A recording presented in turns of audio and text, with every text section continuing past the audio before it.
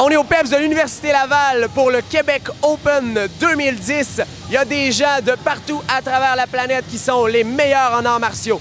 Zoom Sport est sur place. On fait le tour de l'événement pour vous montrer les faits saillants. Mon nom est Jean-François Robitaille. Bienvenue sur Zoom Sport. Zoomsport.tv. Cœur de ton sport.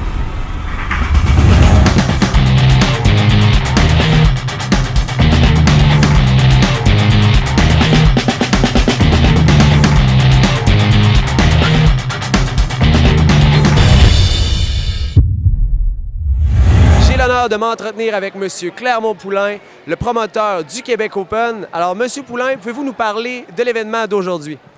Bien, notre événement est quand même extraordinaire parce qu'on a quand même eu quelques pertes au niveau des pays.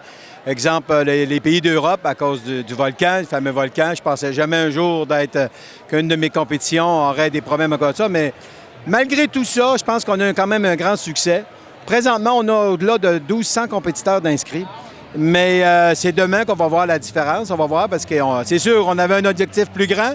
Mais il faut faire avec les choses de la vie. Alors, on est quand même très satisfait de ce qui arrive présentement. Votre compétition est l'une des plus recherchées dans le monde des arts martiaux, autant au niveau du Canada qu'au niveau des États-Unis. Comment est-ce que vous avez fait d'année en année pour arriver à avoir la compétition la meilleure de l'année? Bien, c'est sûr que j'ai investi beaucoup de temps. Mais moi, si on recule au début, moi, je faisais de la compétition avec mes étudiants. Puis lorsqu'on allait aux États-Unis, souvent, je m'apercevais qu'on n'était pas de calibre. Alors, j'ai fait ce qu'il faut faire pour faire les ajustements. On a pris des cours, des séminaires avec certaines personnes. Et plus je faisais des compétitions, plus je m'apercevais qu'on était capable d'en faire. Et j'ai débuté en 1980 mes premières compétitions. Pour faire grandir ça, puis à un moment donné, arriver dans les années 90.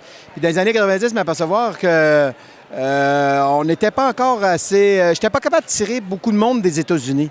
Puis je te dirais que peut-être au 96-97, c'est là que le premier boom s'est donné.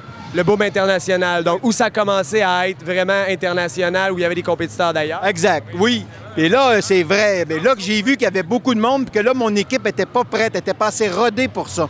Alors, ce que j'ai fait, c'est que je suis tourné dans plusieurs compétitions. J'ai créé un réseau ici à Québec avec 5 compétitions avant de faire le Québec Open. Et là, moi, ce que je faisais, c'est que je m'organisais pour que mes juges arbitrent les jeunes compétiteurs. Puis moi, j'arbitrais mes juges pour savoir qui seraient mes leaders, puis mettre des bonnes positions. Avec le temps, j'ai fait grandir ça et ça a donné le Québec Open. Donc, au fil des années, vous vous êtes fait une équipe, vous êtes travaillé, vous êtes trouvé des généraux, des gens sur qui vous pouvez vous fier, puis ça fait en sorte qu'on a une compétition de cette envergure-là aujourd'hui. Oui, sans équipe, c'est impossible de faire ça. J'ai une équipe extraordinaire, je les remercie parce que je les en demande beaucoup, mais je pense qu'ils sont prêts, ils me backent beaucoup, ils sont derrière moi. Et je les ai dit, si vous voulez du spectacle ici à Québec qui soit vraiment, qui sort de l'ordinaire, parce que j'allais dans les autres compétitions, puis je me disais, si je fais la même sorte de compétition ici, on ne pourra pas tirer ce monde-là. Alors, j'ai dit, on va investir dans ce qu'on appelle notre nighttime show.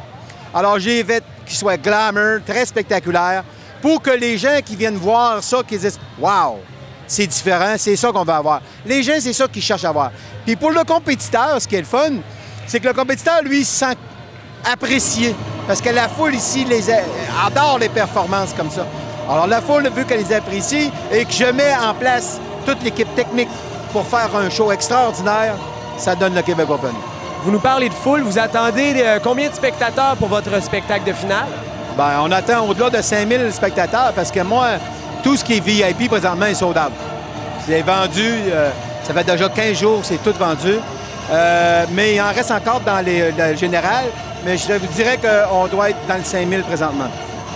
Et avec des qualifications le vendredi, des qualifications le samedi, la grande finale du samedi soir, combien de bénévoles vous avez besoin pour organiser un événement comme ça? Parce qu'on voit des gens courir partout, il y a des gens aux tables, il y a des gens qui jugent, il y a des gens qui marquent. Vous avez une équipe, mais ça représente combien de personnes? Bien, quand je parle de mon équipe, je parle aussi des bénévoles. Il y a au-delà de 300 bénévoles qui travaillent pour le Québec Open. Des fois, on ne pense pas à ça, mais celui qui il va être marqueur aux tables, celui qui tient le temps, les arbitres, les juges de coin, Ça travaille à la porte pour les trophées. Alors, tu sais, ça prend une équipe extraordinaire et ça prend beaucoup de monde. Des fois, c'est juste la surveillance qu'on a besoin d'avoir et c'est notre job. C'est d'aller recruter les meilleurs et les mettre aux bons endroits.